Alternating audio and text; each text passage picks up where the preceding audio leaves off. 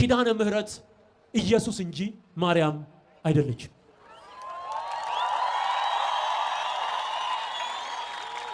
ኪዳነ ምህረት ማለት ትርጉሙ የምህረት ኪዳን ማለት ነው። የምህረት ኪዳን ማለት ይኸውላችሁ እኛ ህይወት ያገኘንበት ኪዳን ማለት ነው።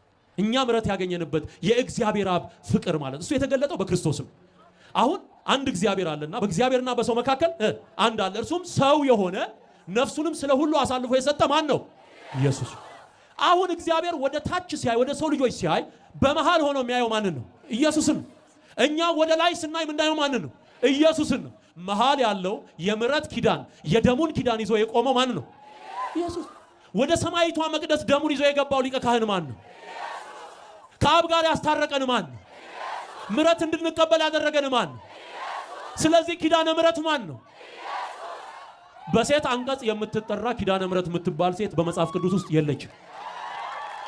አለ